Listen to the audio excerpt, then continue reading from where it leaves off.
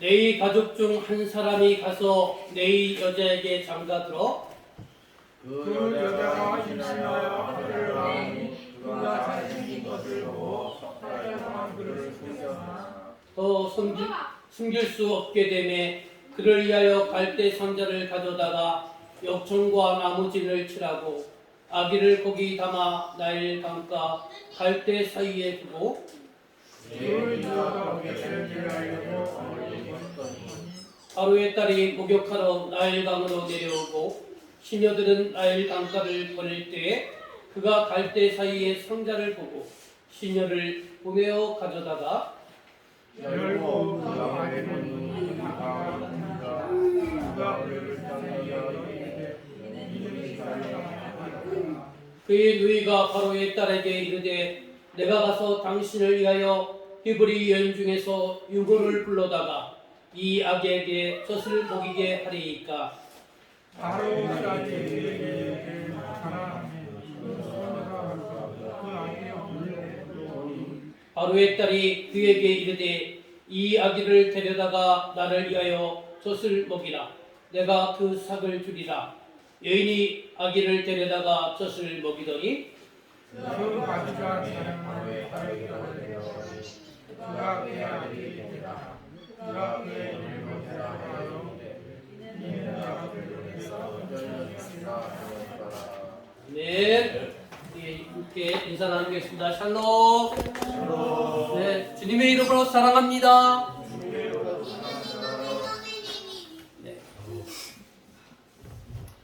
네.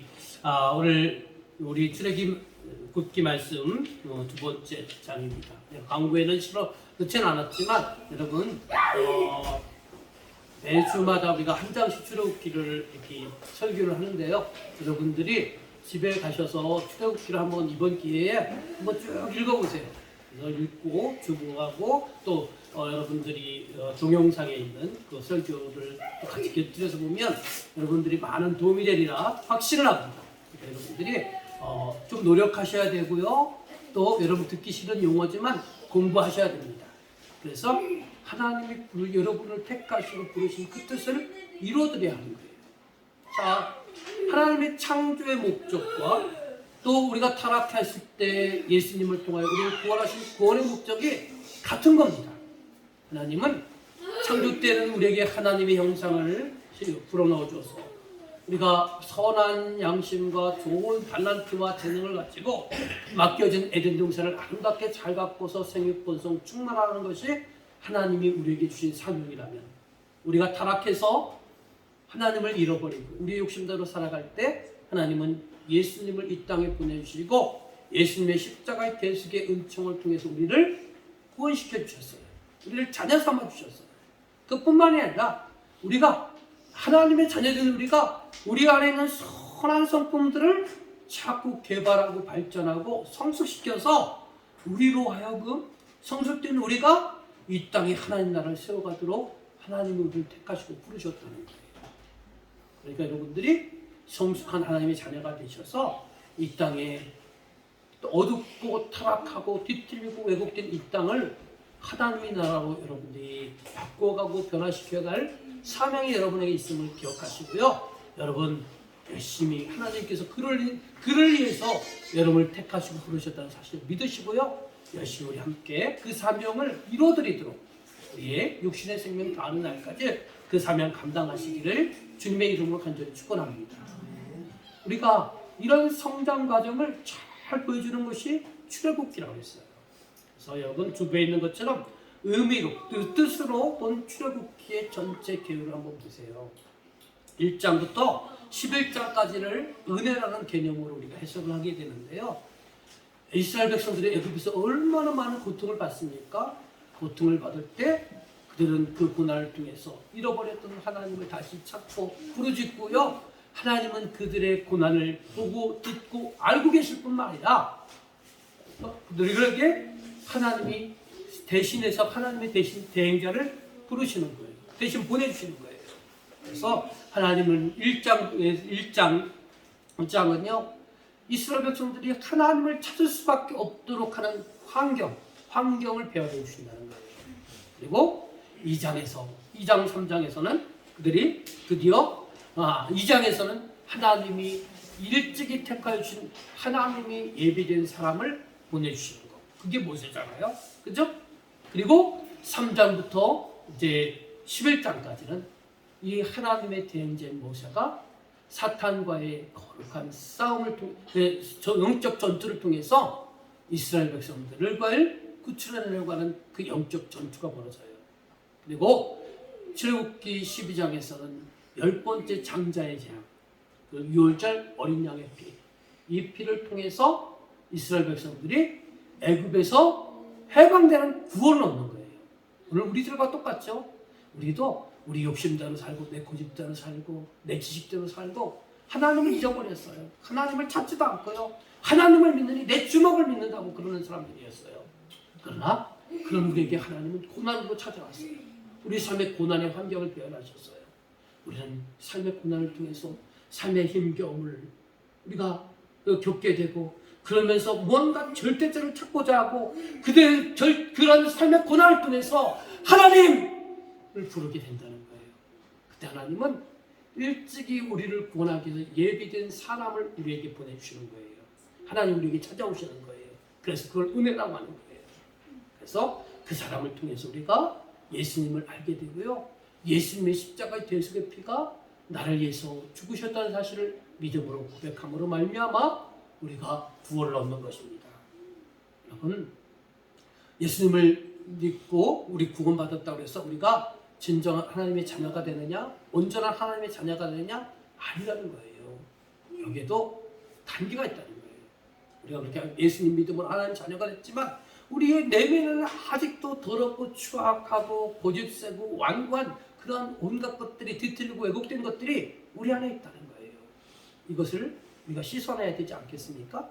그래서 여러분 13장에서는 이제 너 예수님 믿고 새 사람 됐는데 너 이제 기준을 달리해라. 옛날에는 네가 기준이었지만 이제는 삼위일체 되신 하나님의 기준이다. 성부, 성자, 성령 하나님. 성부 하나님께는 내가 뭐든지 최고로 여기고 제일로 여기는 그런 신앙을 넣고 신앙의 규칙을 가져라. 성자 예수님이 우리의 죄를 위해서 죽으셨으니까 이제 그 예수님이 다시 십자가 죽지 않도록 너 죄를 멀리하는 그런 규칙을 가져라. 너 모든 삶 속에서 옛날에는 네 관심, 네가 모든 걸 주관했지만 이제 너 하나님의 사람이잖아. 모든 거 성령님께 믿고 간구하고 그 주신 음성을 들어서 그 뜻대로 한번 살아봐라. 이게 신앙의 규칙, 신앙의 오리엔테이션이라는 거예요. 이런 규칙을 갖게 한다는 겁니다. 여러분들은 예수님을 믿고요. 이런 규칙으로 사셔야 되는 거예요. 근데 우리는 아직도 예수님 믿었고 신앙생활이 오래됐음에도 불구하고 아직도 규칙이 내 중심, 내 생각 중심, 내 감정 중심으로 그렇게 있다는 거예요. 그러니까 우리 신앙의 생활 오래도 바뀌지 않는다는 겁니다. 그리고 이런 규칙을 가졌다고 해서 다 되는 게 아니고요. 14장에 가서는요. 홍해 바다를 건너게 하는데 이것은 세례로 표현합니다. 세례의 핵심은 뭐냐? 자기 부인이에요. 규칙을 가졌는데 그 규칙을 실천하려면 자기를 부인하지 않고는 절대로 그 규칙을 지킬 수가 없어요. 여러분, 규칙이 있는데 내 속에서는 자꾸 그것을 거절하려고 해. 쉽게 예를 들자면 우리 기독교인들은 주일날 하나님께 예배를 드리기 위해서 주일날 예배당에 오잖아요. 그게 규칙이잖아요. 근데 우리의 삶은요, 나를 부인하지 않으면 내가 어디를 가야 돼서 못하고 또 잠을 더 자야 돼서 못하고 또 돈을 더 벌기 위해서 못하고 자꾸 내 것이 하나님의 기준이 규칙이 아니고 내 생활, 내 습관, 내 사고, 내 형편 이것이 기준이 되니까요. 이 주의를 지키지 못하는 거예요. 이게 하나의 예입니다. 그렇기 때문에 우리가 그 규칙을 지키기 위해서 어떻게 하냐? 자기 것을 내려놓는 자기 부인이 있어야 되는 거예요. 그래서 14장에서 홍해 바다를 통해서 우리가 세례를 경험케 해서 너 그 규칙을 지키려면 너 부인해라. 너 내려놔라. 네 고집, 네 생각, 네 이익 내려놔라. 이렇게 되는 거예요. 그렇게 자기 부인을 결단하는 것이 세례식이잖아요. 그리고 이 결단해서 많은 사람들이 결단했다고 되는 게 아니에요. 실제 훈련해야 되잖아요. 그래서 출애굽기 15장부터 18장까지는 광야에 대해서 나오고 있어. 광야. 또 네 기대대로 안 되지? 그럴 때에도 하나님 삼위일체 되신 하나님의 그 규칙대로 살 것이냐? 이걸 우리에게 테스트하고 있다는 거예요. 너 경제적으로 어렵지? 삶의 기반이 다 무너졌지? 그러면 그럴 때에도 변함없이 너 하나님 믿고 하나님께 언약한 그 규칙대로 살 것이냐? 너 경제적으로 어려울 때도 하나님 우리를 테스트하는 거예요. 또 너 살다 보니까 삶의 무의미함을 느끼지? 그럴 때도 너 네가 하나님과 약속했던 그 규칙 지킬 거냐? 우리는 아니에요. 삶의 무의미함은 하나님이 뭐고 다 필요 없어요. 다 포기하고 자기 고집대로 가는 거예요. 그러니까 우리가 신앙이 성장하지 못한다는 거예요. 또 우리 신앙생활 하나님께 그 규칙을 지키겠다고 약속을 했는데 자꾸 사람들이 막 스트레스 받게, 열받게, 내 감정 상하게, 자꾸 사람들이 나를 배신해. 그럼 어떻습니까? 그때는요, 하나님이고 뭐고 없는 거예요. 규칙 다 필요 없는 거예요. 자기 혈기대로 사는 거예요. 또 우리가 정말 존경했던 지도자들이 있어요. 존경했던 사람들이 있어요. 그래서 심지어는 부모님보다도 더 그분을 존경했어. 근데 어느 날 그 존경했던 그분이 많은 단점을 보게 돼. 그럴 때 어떻게 해요? 그럴 때에도 특히 교회에서 교회 지도자에 대한 실망감이 여러분 있을 수도 있어요. 그럴 때도 너 하나님과 맺은 그 언약을 지킬 것이냐? 이것을 테스트하는 것이 광야라는 거예요. 이런 모든 단계, 시스템의 단계라는 거예요. 하나님과의 규칙, 세례, 광야. 이것을 통해서 일생활의 훈련을 통해서 내가 정말 네 거 고집하지 않고 정말 네 건 내려놓고 하나님의 원칙과 규칙을 지킬 것이냐는 이러한 과정이 있다는 것입니다. 이런 테스트를 통과한 사람들이 다음 단계로 가게 되는데 우리가 결단하고 고백하고 다짐했다고 되는 게 아니고요. 다 자기를 비웠다고 되는 게 아니고요. 비운 다음에 뭘 해야 되냐면 반드시 채워야 되는 거예요. 그럼 내 속에 잘못된 것도 다 비우고 내 고집 다 비우고 내 생각 다 비우고 뭘 채워야 되느냐? 하나님께서는 그런 우리를 위해서 신의 산을 인도해서 신의 산에서 말씀을 주시는 거예요. 이 말씀은 뭐냐? 하나님의 규칙이고 하나님의 뜻이고 하나님의 생각이고 하나님의 사상이라는 거예요. 그러니까 우리가 이제 내 것 내려놓고 뭘 채워야 되느냐? 하나님의 뜻, 하나님의 생각, 하나님의 사상, 하나님의 철학인 하나님의 말씀을 채워야 되는 거예요. 그래서 여기서는 공급의 단계예요. 그래서 여러분들이 자꾸 말씀 듣고 읽고 공부해서 그거 자꾸 공급받아서 하나님의 사람으로 자꾸 변화해야 돼요. 하나님의 생각이 무엇인지, 나를 향한 하나님의 뜻이 무엇인지, 나의 가족을 향한 하나님의 뜻이 무엇인지를 여러분 공급받으셔야 돼요. 그래야 깨닫는 거 아니겠습니까? 모든 게 처음부터 알게 되는 게 아니에요. 우리가 자꾸 공급받고 그것을 생각하고 깨달을 때 우리가 알게 되는 겁니다. 그 다음에 그렇게 하나님의 뜻을 알았던 사람이 이제 어떻게 되느냐? 출애굽기 25장부터 40장까지 마지막 장까지는 교통해가지고 성막의 성막. 성막은 뭐냐? 하나님이 나의 중심에 들어오시는 거예요. 하나님 내 안에 들어오셔서 뭘 하느냐? 하나님과 내가 교통하는 거예요. 그런데 뭐를 맞추느냐? 우리는 하나님의 말씀을 통해서 하나님의 생각과 뜻과 원칙과 규칙, 사상을 알았어요.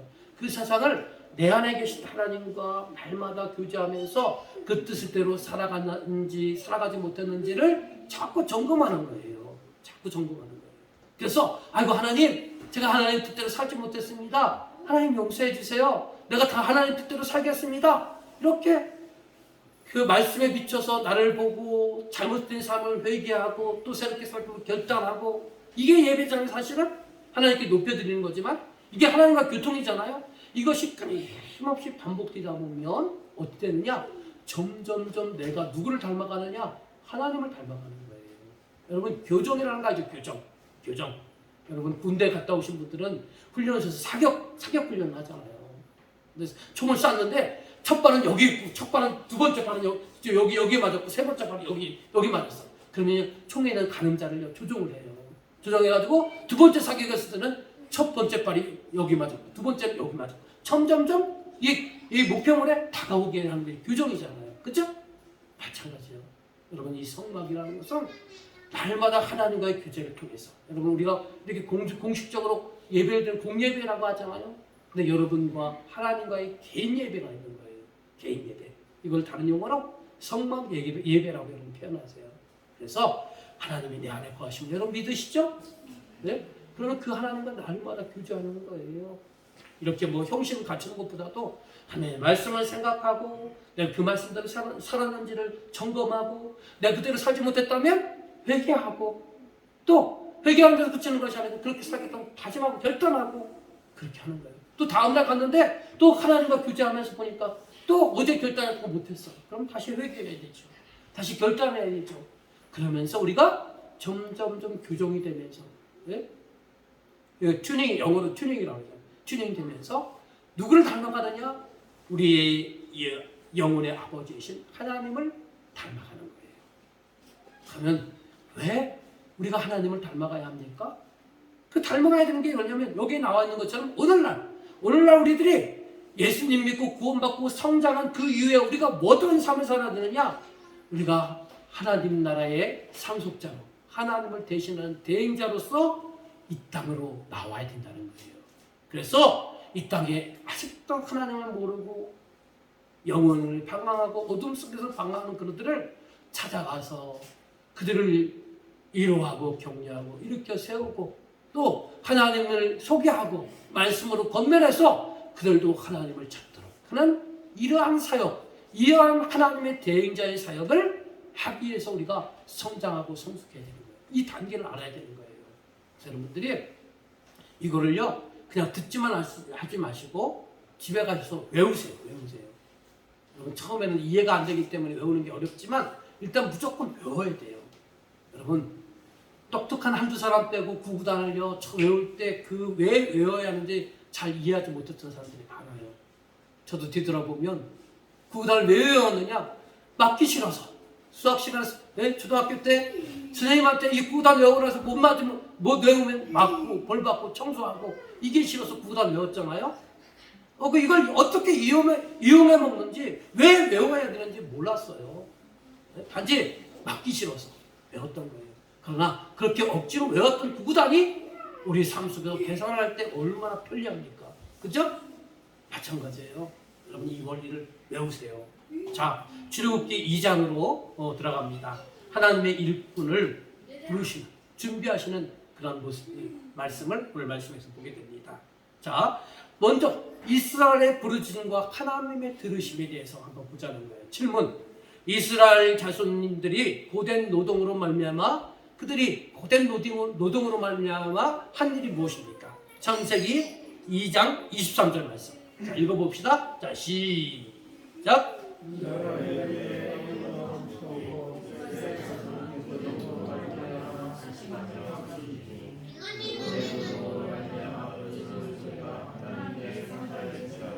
예, 그들이 고된 노동으로 말미암아 뭐 어떻게 했다고 그랬어요? 단식하며 부르짖었다는 거예요. 누구에게? 하나님께 부르짖었다는 거예요. 당시에 여러분 출애굽기 1장 2장 여러분 집에 가서 읽어보시면 또 이미 알고 계신 지식에 의하면 이스라엘 그 족속들에게 닥친 고난들을 보세요. 그들이 숫자가 너무 많으니까 애굽 왕이 그들을 경계해서요 성을 쌓는데 굳고 성을 쌓는데 그들을 다 동원해요. 노예로 종으로 그들이 그 성을 쌓는데 고된 노동을 시켜요. 그리고 이것에서 그친 것이 아니고요 벽돌을 굽게 해요. 벽돌. 옛날에는 이 성을 쌓는 거예요. 다 벽돌을 쌓아가지고 성을 쌓았다는 거예요. 그리고 이 벽돌을 굽기 위해서 흙을 이겨요.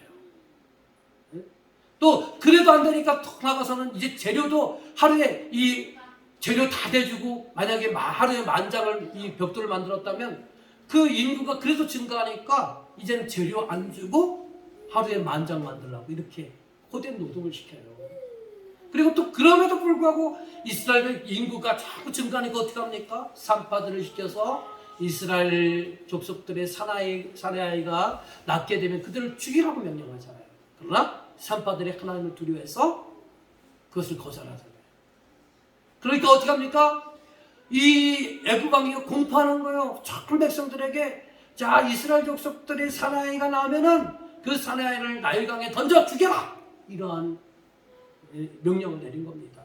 그러니까 이스라엘 족속들이 당하는 고난을 여러분 조금만 한번 상상해 보세요. 그들의 애굽의 삶이 얼마나 고된 삶이었고 힘겨운 삶이었고 정말로 고통의 나날이었고 또 슬픔의 나날이었고 우울의 나날이었다는 거예요. 네? 그러면 왜 하나님께서는 이러한 고난을 이들에게 허락했을까요? 여기 나와 있는 것처럼 내가 당하는 고난은 바로 내가 당하는 고난의 환경은 반드시 하나님의 메시지가 있다는 거예요. 메시지가. 그러므로 우리가 고난당할 때 아유 힘들어 고달파 죽겠어 이런 것도 하소연하겠지만 여러분 영적 센서를 여러분 자꾸 반짝 불을 켜셔서 하나님이 왜 나에게 이 고난을 주셨을까? 왜 하나님이 내 가정에 이런 고난을 주셨을까? 왜 하나님이 이 교회에 이런 고난을 주셨을까? 왜 하나님이 이 나라에 이런 고난을 주셨을까? 이런 걸 보면서 하나님 이런 고난의 환경을 통해서 주시고자 하는 말씀이 무엇입니까? 라고 우리가 하나님께 묻고 하나님이 우리에게 주신 메시지를 우리가 듣고 깨달아야 한다는 것입니다. 하나님의 자녀들에게 있어서 고난은 하나님이 우리를 부르시는 거예요. 자 보세요. 이스라엘 백성들도 애굽에서 그들이 고난이 없었다면 그들이 굳이 애굽을 나갈 이유가 없잖아요. 그렇죠? 예? 출애굽할 이유가 없는 거예요. 그러나 그들이 막대한 고난, 심지어 자녀들을 낳아도 품에 안지 못하고 죽여야 하는 그런 고난 앞에서 그들은요 고난이 있으니까 애굽을 벗어 하나님을 찾게 되고요. 그 고난이 있으니까 그 고난을 출발점으로 해서 애굽을 벗어나게 된 그 시작점이 된다는 사실을 우리에게 보여주고 있는 것입니다. 그러므로 여러분 그것이 이 말씀을 오늘 우리에게 적용해서 여러분의 환경 속에서 찾아오는 고난 우리가 영적으로 그것을 받아들여서 믿음으로 받아들여서 하나님이 나를 찾고 나를 부르시고 나를 통해서 깨닫게 하시려는 하나님의 음성과 메시지가 있다는 사실을 여러분 믿음으로 받아들이시길 바랍니다. 다음 질문입니다. 한번 생각해 보자는 거예요. 질문: 하나님은 왜 애굽 왕이 이스라엘의 신생아를 죽이고자 할 때 가만히 계셨을까? 자 보세요. 지금 반드시 하나님은 이스라엘의 조상인 아브라함과 야곱을 택해서 약속을 했고 그 자손의 본성을 약속을 했어요. 그리고 하나님의 경륜에 따라서 그들을 애굽으로 인도했어요. 많은 자손의 본성이 이루어졌어요. 자손을 이렇게 많이 번성하도록 한 때는 언제이고 그 자녀들을 죽이게 하는 그런 것들을 왜 하나님이 보고만 계시고 왜 방관하고 계신지를 여러분 생각해 보라는 거예요. 왜 그렇습니까? 왜 하나님이 이런 그 이스라엘의 당신의 택한 족속의 고난을 보면서도 침묵하시고 그들이 죽어 울고짖고 고통스러운 그 부르짖음을 하나님이 왜 외면하시는 거예요? 그것은요 그들이 그런 고난을 통해서 하나님을 찾으라는 것입니다. 하나님을 찾으라는 거예요. 이스라엘은 그 고난을 통하여 하나님을 보세요. 이스라엘 민족도 천하는요 애굽에서 정말 잘 먹고 잘 살았어요. 그러니까 자손이 번성한 거잖아요. 그러면서 그들이 잊어버린 게 있어요. 그들은 하나님을 점점점 잊어버렸다는 거예요. 그리고 하나님을 잊어버리니까 대신 뭐로 채우느냐? 애굽에 있는 많은 문화들을 받아들이고요. 애굽은 또 우상의 도시잖아요. 애굽에 있는 여러 가지 우상들을 그들이 자연스럽게 받아들였다는 거예요. 그러니까 하나님께서는 당신이 이스라엘 백성을 택해서 하신 일이 있는데 그들이 하나님을 잊어버렸고 그들의 사명을 잊어버리니까 그런 고난을 통해서 그런 고된 노동을 통해서 자녀들이 죽어가는 그 아픔을 통해서 그들이 이제 하나님을 잊어버렸던 하나님을 생각하게 되고 또 잊어버렸던 하나님께 또 부르짖고 기도하게 하셨다는 거예요. 그리고 그들이 애착을 가졌던 모든 애굽의 우상들을 이제 멀리하기 시작했다는 것입니다. 여러분 여기 가로에 쳐 있는 빨간 것을 한번 읽어볼까요? 고통 중에 있을 때. 자 읽어봅시다. 시작. 고통 중에 있을 때 자신의 아픔을 삶으로 기도로 부르짖는 행위는 하나님을 일깨우는 자입니다. 여러분 고통에 있을 때 고통스럽다고만 아프다고만 그렇게 한탄하지 마시고 하나님을 찾으시고 하나님께 부르짖고 하나님께 간구하는 여러분 되시길 바랍니다. 간구하되 그냥 기도하는 게 아니고 부르짖으라는 거예요. 여러분, 기도는요, 하나를 열기 위해서 우리가 기도해야 할 때, 기도하지 않으면 하나님은요, 이스라엘 백성들처럼 고난이라는 도구를 통하여서 우리의 흐트러져 있던 그런 믿음들, 우리가 흐트러져 있던 삶의 모습들을 이제 고난을 통해서 하나님을 향하게 하고 기도에 무릎을 꿇게 하신다는 것입니다. 그러므로 오늘 현실에 있어서 풀리지 않는 문제, 내 힘으로 해결할 수 없는 이 절망적인 그런 상황이 오는 것은 여러분, 우리 주님께서 기도를 나에게 요청하고 있다는 사인으로 여러분 받아들이시기를 주님의 이름으로 간절히 축원합니다. 여러분 보세요. 기도를 통해서 역사, 하나님의 역사를 준비하는 사람들을 보세요. 여러분, 한나라는 분 알죠? 한나? 한나는요, 우리 조카 이름이 한나인데요. 예, 성경에 나오는 한나는요, 사무엘의 어머니예요. 사무엘의 어머니. 그런데 이 사무엘의 어머니 한나가 얼마나 서러웠는지 몰라요. 결혼을 했는데 자식을 못 낳아요. 그래가지고 첩이 들어왔는데 첩은 승풍승풍 자식을 낳아요. 그리고 그 첩이 이제 도전을 해요. 서열에 도전을 해서 자기를 불쌍히 굴어요. 그런 자식을 못 낳는 서러움, 또 첩이 자기를 괴롭히는 그 서러움, 그 서러움 때문에 그가 간절히 성전에 나가 찾아 부르짖고 기도하잖아요. 그래서 얻은 아들이 누구라고요? 사무엘이잖아요. 그 사무엘은 어떻게 쓰였습니까? 이스라엘이 왕이 없던 시대, 사사시대인데요. 사사시대에 이스라엘은요, 큰 혼란이 있었어요. 외세의 침입 앞에 속수무책으로 그들이 당해버렸어요. 그래서 그들은 간절히 왕을 찾았는데요. 그 사사시대를 마감하고 왕정시대를 여는 그 다이역할을 했던 사람은 누구였느냐면 사무엘이었다는 거예요. 그 사무엘이 탄생하기까지 누구의 기도가 있었느냐? 한나의 기도가 있었다는 것이죠. 또 다니엘을 보세요. 다니엘은 나라를 위해서 기도했다는 거예요. 이스라엘 백성들이 나라가 멸망하고 70년 동안 바벨론의 포로로 끌려가는데요. 그때 이 다니엘은요, 그 예루살렘을 향해서 아침으로 저녁으로 그 기도했던 것이에요. 그랬을 때 그 기도가 하늘에 상달되어 이스라엘 백성들이 해방의 기쁨을, 바벨론 포로에서 해방되는 기쁨을 누리게 되었다는 거예요. 또 느헤미야를 보세요. 느헤미야, 이스라엘 백성들이 이제 포로로 끌려가서 나라가 멸망을 당했고, 또 이 느헤미야는 타국에서 왕의 신임을 받아서 높은 관직에 있었는데 들려오는 소식에 의하면 예루살렘에 화려했던 예루살렘 성전은 다 무너졌고 그 성전을 보호하는 예루살렘 성벽이 다 불타 무너지고 없어졌다는 거예요. 그 슬픈 소식을 듣고요, 느헤미야가 금식 기도를 해요.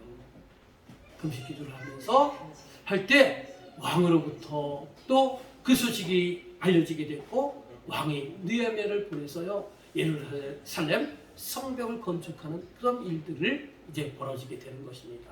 이렇게 하나님의 역사를 움직이는 것은 무엇이었느냐면 바로 기도였다는 거예요. 기도. 여러분의 삶 속에서도 마찬가지입니다. 우리가 위기의 때, 고난의 때, 여러분, 우리는 삶에 대해서 원망하고 불평하고 탓하고 눈물 짓고 한숨 짓는 그것에서만 머물지 마시고 이제 그것은 무슨 사인이라고요? 하나님을 찾으라는 사인이고 기도하라는 사인이고, 그냥 기도하는 게 아니고 힘써 부르짖고 눈물 흘리며 부르짖고 기도하라는 하나님의 사인인 것을 여러분 믿으시길 바랍니다. 그래서 여러분도 한나처럼 다니엘처럼 느헤미야처럼 하나님의 구속사를 열어가는 초석이 되시기를 주님의 이름으로 간절히 축원합니다. 두 번째로 보겠습니다. 두 번째, 구속사를 위해서 하나님이 준비하시는 사람이 있다는 거예요. 그 사람이 누구였느냐면 모세였다는 것입니다. 지금 이스라엘 백성들은 애굽에서 많은 고난을 겪고 있어요. 그 고난을 통해서 하나님께 울부짖고 간절히 기도해요. 우상을 내려놓고 잊어버렸던 하나님을 찾고 살려달라고 도와달라고 간절히 기도합니다. 하나님은 이스라엘 백성들의 모든 애환과 삶의 고통들을 보고 듣고 알고 계셨던 것이죠. 그리고 보고 듣고 그들의 부르짖음을 알고 계셨을 뿐만 아니라 하나님이 방관하는 자가 아니고요. 하나님이 준비하신 사람이 있다는 거예요. 하나님이 내려오신다는 거예요. 대신 하나님 직접 내려오시는 것이 아니고 하나님이 택했고 하나님이 준비했던 하나님을 대신한 사람을 보내주신다는 거예요. 오늘 여러분의 삶에도 마찬가지예요. 지금 이스라엘 고난당하는 이스라엘 백성들에 대해서 하나님이 준비한 사람이 누구였냐면 모세였다는 거예요. 모세는 이런 구속사를 위한 지도자의 세 가지 훈련을 지금 겪고 있는 거예요. 하나님이 지금 이스라엘 민족은 고된 노동에 시들고 자녀들을 낳으면 나일강가에 던져 죽여야 되는 그런 다급한 상황이지만 하나님은요, 하나님의 때를 준비하기 위해서 서두르지 않는 거예요. 하나님을 대신할 사람이 준비될 때까지 그들은 더 고통당해야 되었고, 하나님의 준비된 사람이 나타나기까지 그들의 자녀들은 더 죽어야 했다는 거예요. 그러나 하나님은 아무리 급해도 그냥 아무 사람이나 막 보내는 게 아니라는 거예요. 준비된 사람을 보낸다는 거예요. 그들이 고난당하고 사람들이 죽어갈 때 하나님은 이 가정에 사람을 준비시키는데 어떻게 준비하는지 봅시다. 첫 번째, 가정교육을 통해서 하나님이 그 사람을 준비한다는 거예요. 가정교육이 왜 중요하냐? 가정에서는 여러분 신앙교육이 있어야 되고, 내가 누구인지, 내가 하나님의 자녀인지 아닌지 그 정체성을 보게 되고요. 또 그것을 얻기 위해서 신앙의 생활습관 훈련이 가정에서 이루어진다는 거예요. 자, 봅시다. 창세기 2장 1절의 말씀 한번 읽어보겠습니다. 자, 시작. 내 가족 중 한 사람이 가서 내 여자에게 장가들어.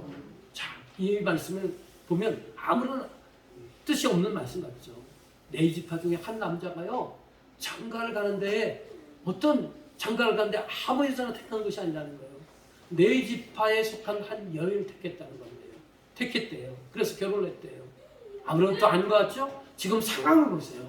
지금요, 이스라엘 족속들은 애굽에서 고된 노동에 지금 시달리고 있어요. 그래서 이들에게 있어서 정말 삶에 정말 힘겨움 속에 있는 거예요. 그런 고된 노동에 시달릴 때 장가가는 거 그냥 가까운 사람 아무 여인 하나 소개시켜주면 만나서 결혼하면 되잖아요. 근데 왜 굳이 이 네이지파 사람이 네이지파의 여인을 택해서 결혼을 장가를 갔을까요? 왜 그 이유가 뭘까요? 바로 신앙을 지키기 위한 거예요. 그들의 믿음과 신앙의 전통을 지키기 위해서 그 다급한 상황 속에서도 어려운 환경 속에서도 그냥 쉽게 내 편리 위주로 한 것이 아니고요. 하나님의 원칙과 기준을 지키려고 했다는 사실을 이 말씀이 우리에게 보여주고 있다는 것입니다. 그러므로 여러분, 오늘 우리들의 삶에도 마찬가지예요. 오늘 우리들의 삶 속에서 우리는 너무 편리주의에 익숙해 있잖아요. 모든 게 내 편리 위주로 가기 때문에 교통, 규칙도, 세상의 규칙도, 때로는 하나님과 나와의 약속도 신앙의 규칙에 지키기보다는요, 내 편리 위주로 살아간다는 겁니다. 그러나 이 모세의 부모님들은 젊어서부터도 지금 어려운 상황 속에서도 하나님의 원칙과 신앙의 정체성, 정통성을 지키려고 이렇게 노력했던 이 부모가 누구였냐면 모세의 부모님들이었다는 것입니다. 다음 말씀 봅시다. 출애굽기 2장 11절, 12절 말씀. 자, 읽어보겠습니다. 시작. 어떤 사람이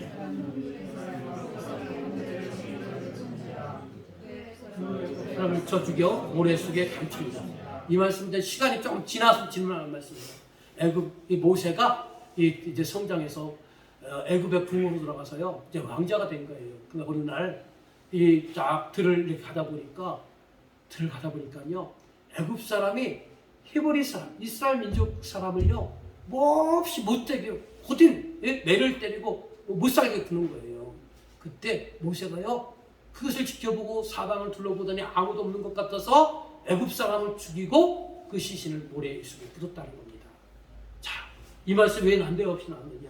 자, 보세요.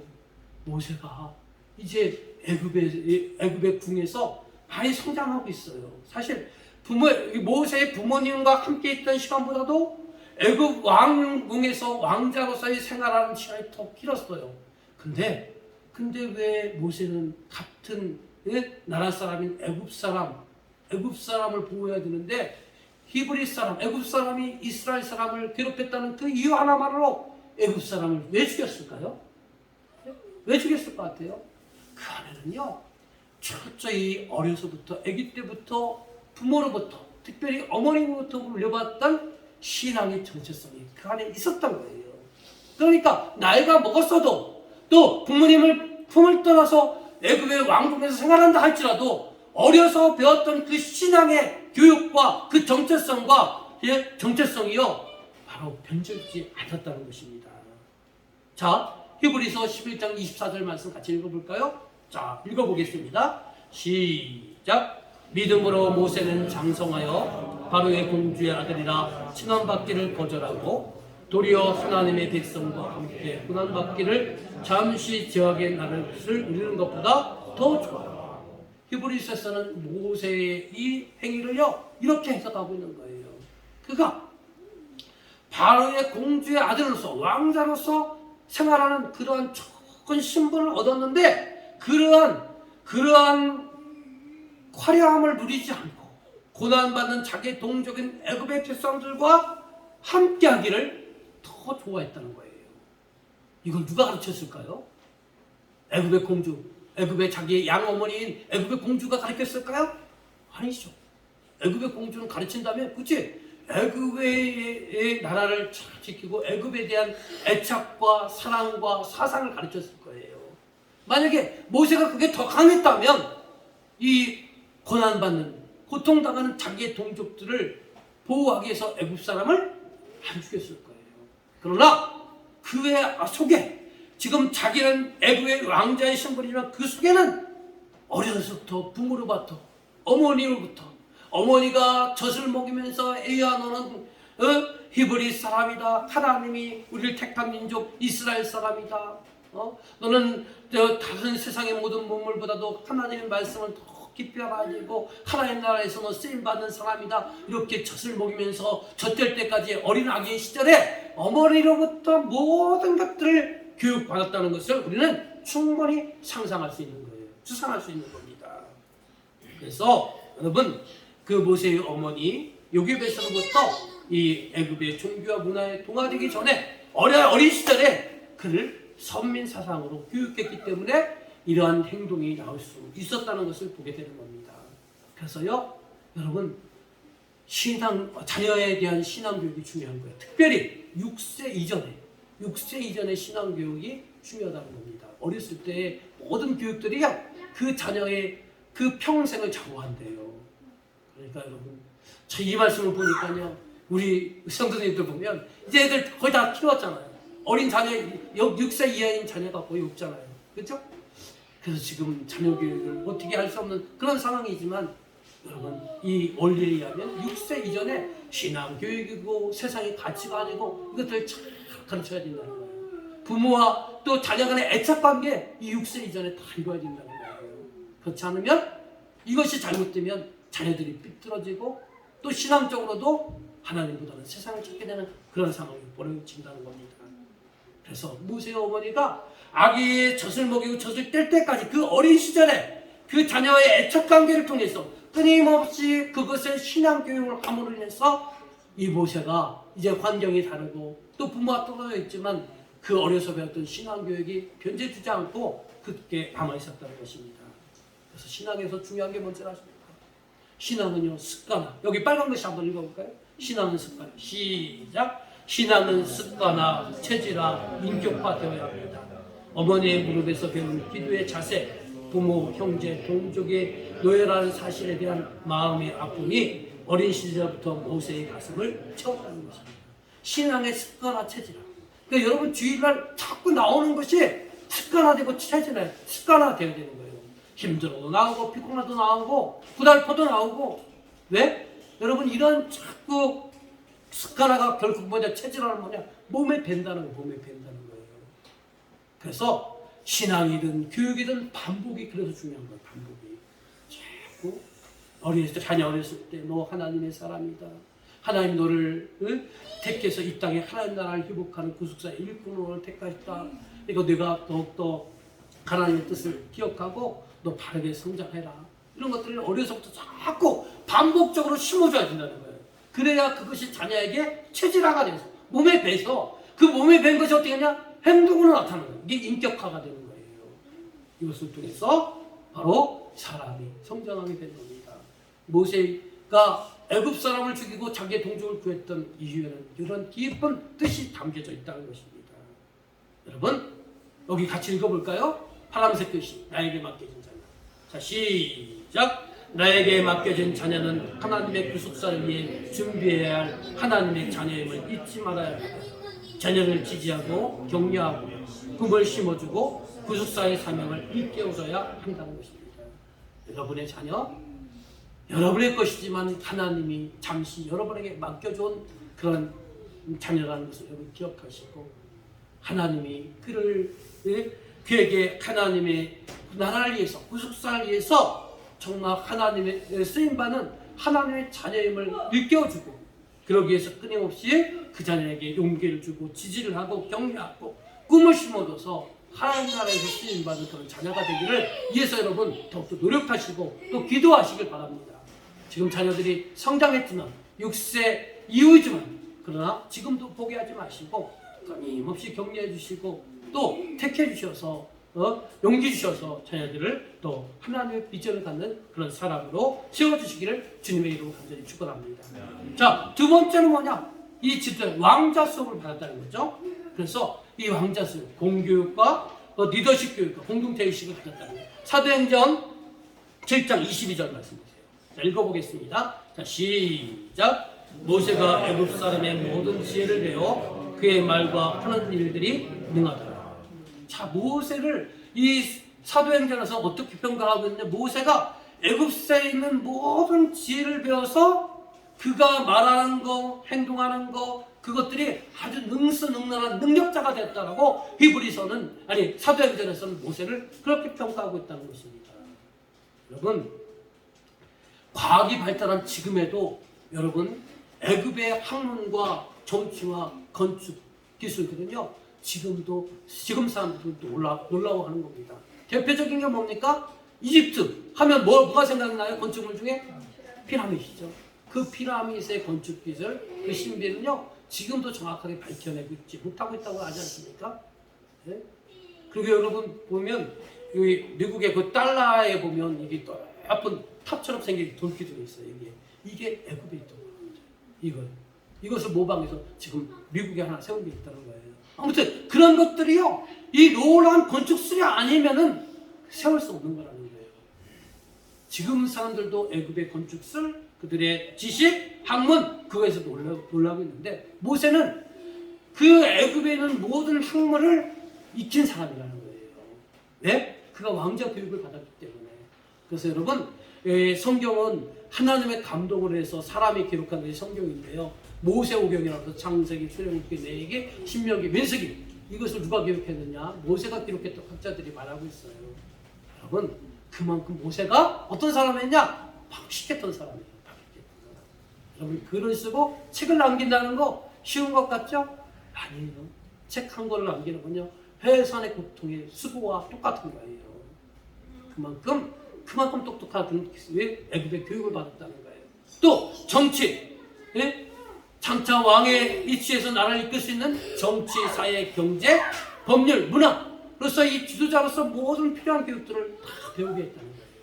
그러니까 여러분 자녀를 올바르게 성장시키려면요 신앙 교육만 있어서는 안 되는 거예요. 이렇게 공교육, 오늘날 공교육이 뭡니까? 학교 보내는 거잖아요. 학교에서 배우는 교육들, 또 사회 교육들 이렇게 다양하게 체험을 시켜야 되는 거예요. 물론 공부가 중요하지만 아이들의 미래를 위해서 공부도 중요하지만 이런 다른 세상의 사회의 문화들도 이런 많이 체험시켜야 된다는 것입니다. 이렇게 해서 모세는요 점점점 이 지도자로서 성장하고 있다는 겁니다. 누가 준비시켜주고 있느냐? 하나님이 준비시켜주고 있다는 것입니다. 여러분 그 초록색 글씨를 보세요. 히브리 노예 출신인 모세가 어떻게 이런 왕자 수업을 받을 수 있었겠습니까? 이 물음 한번 생각해 보세요.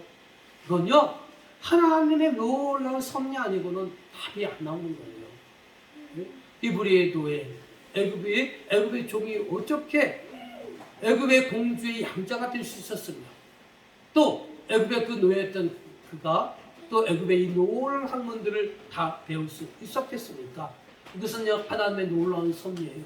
지금 이스라엘 동족들은 이스라엘 민족들은 여전히 고된 노동에 시달리고 또 사내아이가 나오면 여전히 나일 가까이에 던져져 죽임을 당하는 그런 시점에도 하나님은요 방관하지 않고요 이렇게 하나님의 사람을 철저히 세상 교육을 시키고 신앙 교육을 시켜서 이렇게 하나님의 사람으로 준비시켜주고 있다는 사실을 우리가 지금 보고 있는 것입니다. 그러므로 여러분 하나님의 사람으로 쓰임받기 위해서는 여러분 실력을 갖춰야 되는 거예요. 실력을 갖추기 위해서 어떻게 되느냐? 우리가 많이 노력하고 준비해야 되는 겁니다. 그래서 여러분들도 구속사의 이론임을 여러분 믿으시길 바랍니다. 믿으셔야 돼요. 이건 하나님의 말씀을 통해서 여러분이 뜻하는 거예요. 그래서 우리가 창조의 목적, 구원의 목적 계속 얘기를 하고 있잖아요. 하나님이 여러분을 택하셔서 구속사를 이 땅의 구속사 하나님 나라를 세우기 원하셔요. 하나님이 여러분을 택한 사람입니다. 그럼 여러분 쓰임받도록 여러분 준비하셔야 되는 거예요. 실력을 쌓으셔야 되는 거예요. 그래서 우리가 자꾸 말씀을 공부하고요. 네? 자꾸 이 말씀을 반복하고 있는 겁니다. 자, 광야훈련 세 번째 광야훈련. 이 광야훈련은 하나님께 집중하고 심판을 받는 그러한 훈련이라는 거예요. 자, 그 의미가 뭔지? 자, 출애굽기 2장 15절. 자, 읽어봅시다. 시작.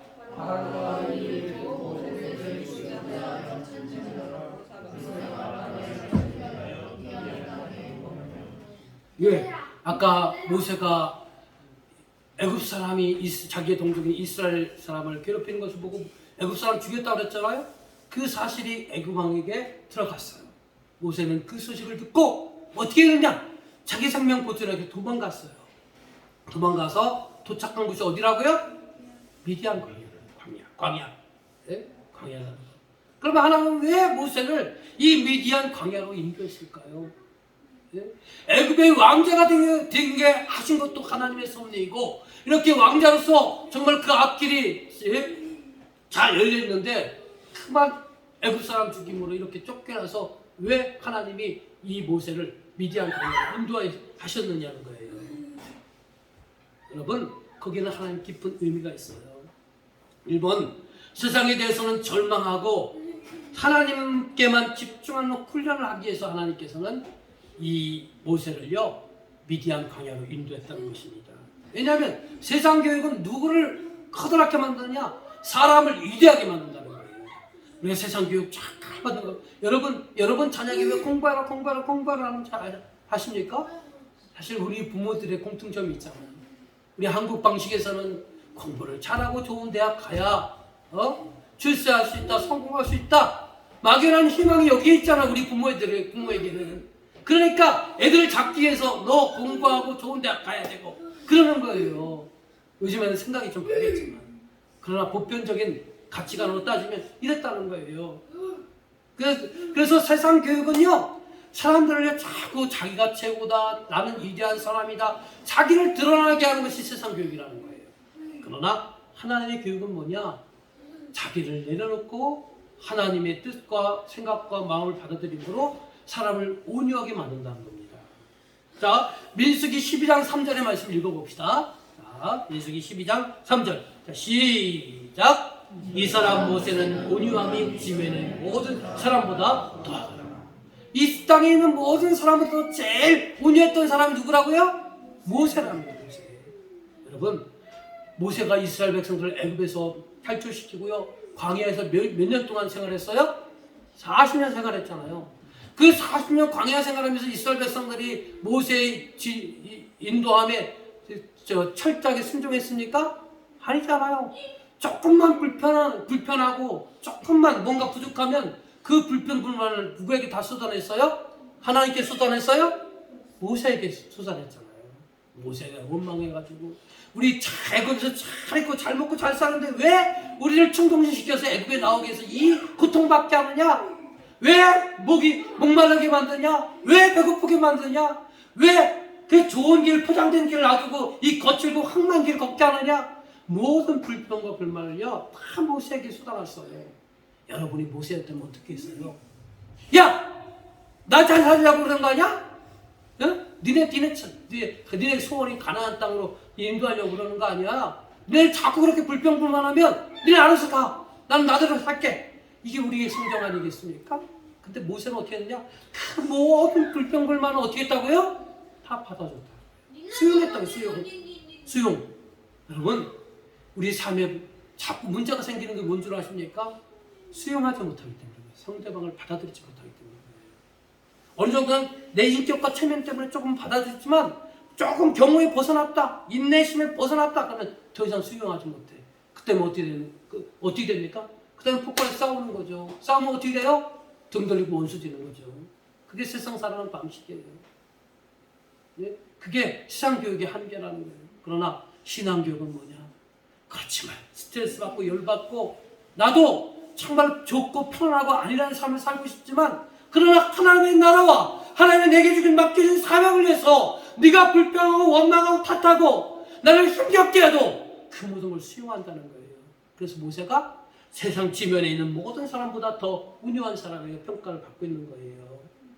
그것들이 다 어디서 나왔느냐? 그 40년 동안 모세는요, 미디안 광야에서 양을 치는 목자로서 그렇게 고된 삶, 외로운 삶을 살았다는 거예요. 외로운 삶을 살다 보니까요, 광야에서 양을 치우다 보니까 사람을 볼 수 있어요, 없어요? 잘 못 보잖아요. 그러니까 사람에 대한 두려움이 있고 사람에 대한 존경이 있는 거예요. 그죠? 그런 훈련을 하나님께서 그냥 모세를 애굽의 왕자에서 하루아침에 미디안 광야로 쫓아내게 하시고 목자가 되게 하신 그것이 우연이 아니라 하나님의 다 섭리고 하나님이 모세를 훈련시키게 한 하나의 과정이었다는 사실을 우리가 보게 되는 것입니다. 여러분, 그러므로 여러분이 오늘날 겪고 있는 모든 것들이요, 그냥이 아니에요. 다 하나님의 나라를 위해서, 구속사를 위해서 다 쓰임받기 위한 하나님의 훈련인 거예요. 나를 배고프게 하시고, 나를 가난하게 하시고, 나를 다른 사람들부터 정말 배신당하기 위해서 눈물 흘리게 하고, 내가 열심히 노력하고 땀을 수고해도 그 결실을 얻지 못하는 삶의 허무함을 느끼게 하시고, 이 모든 것들이요, 다 우리 세상 용어로 말하면 피가 되고 살이 되어서 나를 성숙케 하고, 또 성숙한 나를 통해서 하나님 나라를 세워가도록 하는 하나님의 훈련 과정이라는 거예요. 그렇기 때문에 하나님 모든 섭리는요, 버릴 것 하나도 없다는 거예요. 지금은 우리가 너무 힘들고 어렵고 답답해서 벗어나고 싶고 하나님을 원망하고 싶지만 이 또한 하나님의 나를 세우기 위한 훈련 과정임을 여러분 믿음으로 받아주시기를 주님의 이름으로 간절히 축원합니다. 자, 마지막 두 번째, 왜 미디안 광야로 그렇게 인도했을까? 하나님께 주권 이양이 뭐예요? 하나님께 모든 주권을 다 드린다는 거예요. 내 거 고집하지 않고 나 거 주장하지 않고 하나님께 다 드리고 하나님의 하라는 대로 다 따르겠다는 것이 주권 이양이라는 거예요. 그게 신발 벗는 거라는 거예요. 자, 출애굽기 3장 5절 말씀 읽어보겠습니다. 자, 시작. 하나님이 이르시되 내가 선 곳은 거룩한 땅이니 내 발에서 신을 벗으라. 이제 다음 주에 우리가 3장을 하잖아요. 모세가 미디안 광야에서 하나님을 처음 만났어. 하나님 만날 때 하나님이 모세에게 한 얘기예요. 내가 선 곳은 거룩한 땅이니 내가 내 발에서 신을 벗으라. 왜 신발 벗으라는 거예요? 여기는요, 이 당시에 풍습이 적용되는 거예요. 그 당시에 노예와 종들은요, 신발을 신지 않았다는 거예요. 그럼 신발 신는 사람 누구냐? 주인만 신었다는 거예요. 주인만. 그러니까 하나님 앞에서 신발을 벗어난 건 뭡니까? 네가 하나님 앞에서 누가 주인이다? 모세가 주인이다? 하나님이 주인이다? 하나님이 주인이라는 거예요. 그러니까 네 하나님 앞에서 주인 행세하지 말고 너 하나님 앞에서 하나님의 종이니까 신발을 벗으라는 거예요. 이 말은 뭐냐? 이제 네 생각, 네 고집, 네 방식대로 살지 말고 하나님의 말씀과 뜻과 생각대로 살아라, 이런 의미라는 거예요. 그런 의미에서 신발 벗으라는 거예요. 자, 여기 마지막 한번 읽어봅시다. 주님은 우리도 발에 신을 벗기를 원하십니다. 시작. 주님은 우리도 발에 신을 벗기를 원하신다. 보통 사람들은 세상의 질서나 자신의 야망이나 충동, 사탄의 인도를 받고 살지만 신발을 벗은 사람은 하나님의 뜻을 헤아리며 산다.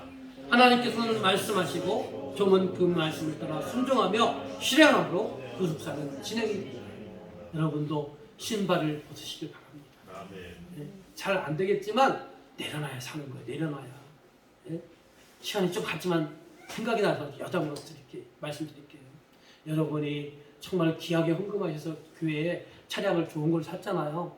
거기 그 차량의 기능 중에요. 크루즈 기능이라는 게 있어요. 크루즈 기능. 크루즈 기능이 뭐냐면요. 거기에 이제 속도를 100km로 맞춰놓으면요. 이 차가 고속도로에서 내가 악셀레라를 안 밟아도 이 속 100km로 가는 거예요. 그런데 그 앞에 장애물 다른 차가 있는데 느리게 가요. 그럼 이 차가 100km로 맞춰놨어도 앞에 장애물이 있기 때문에 차 스스로 브레이크를 밟고 속도를 줄여가지고요. 앞뒤 차 간격을 일정하게 맞추게 하는 것이 크루즈 기능이에요. 저는 이 차를 살 때 이 기능이 있다는 거 알았어요. 그리고 주변 사람들로부터 들었어요. 근데요, 저에게는요, 뭐냐면 그 차에 대한 확신, 그 크루즈 기능에 대한 확신이 없었어요. 그래가지고 그 좋은 기능이 있음에도 불구하고 사용하지 않았어요. 근데 어느 날요, 저희 집사람이 그 크루즈 기능을 사용했다는 거예요. 내 가까운 사람이 그 사용을 했더니 정말 좋더라는 거예요. 여러분, 이 얘기까지 들었는데 어떻게 하겠습니까? 저도 한번 테스트를 해봤죠. 고속도로 갔을 때 키로를 맞춰놓고 했더니요, 이게 막 100km로 가다가 앞에 장애물이 있으니까 스스로 점점 더 속도를 줄이더라고요. 정말 신기하더라고요. 네? 그리고 좀 벗어나려고 하면 그냥 신호가 빡빡빡 오면서 그래도 내가 조정을 안 하면 스스로 막 브레이크를 밟더라고요. 차 스스로. 네? 우리는요, 되게 보수적인 사람들이에요. 새로운 세계에 대해서 그것을 수용하고 받아들이고 그대로 순종해야 되는데 자기 세계가 너무 갇혀가지고요. 세계에 갇혀서요. 새로운 거 받아들이려고 안 해요. 제가 왜 이 말씀을 드렸습니까? 여러분 마찬가지예요. 여러분 고집 피우면 피울수록 여러분 더 힘겨운 삶을 사는 거예요. 그 좋은 크루즈 기능을 사용하지 못하고 개고생하는 거예요. 네? 신경 쓰면서 정말 브레이크 밟으면서 그렇게 사는 거예요. 하나님께서 여러분을 택했어요. 하나님의 구속사 일원으로, 하나님의 종으로, 하나님의 자녀로, 하나님의 일꾼으로 여러분을 택하셨어요. 그러면 여러분 신발 벗어야 돼요. 여러분 주권 내려놔야 되는 거예요. 그런데 고집이 세서 안 내려놓으니까 여러분이 더 힘든 겁니다. 우리 다 같이 잘 안 되지만 내 고집 세서 참 쉽게 양보하기 어렵지만 신발 벗으시길 바랍니다. 그래서 하나님께 주권 이용해 내드려서 하나님이 내 삶을 책임져주고 나는 구속사의 일꾼으로 크게 쓰임받는 저와 여러분이 되시기를 주님의 이름으로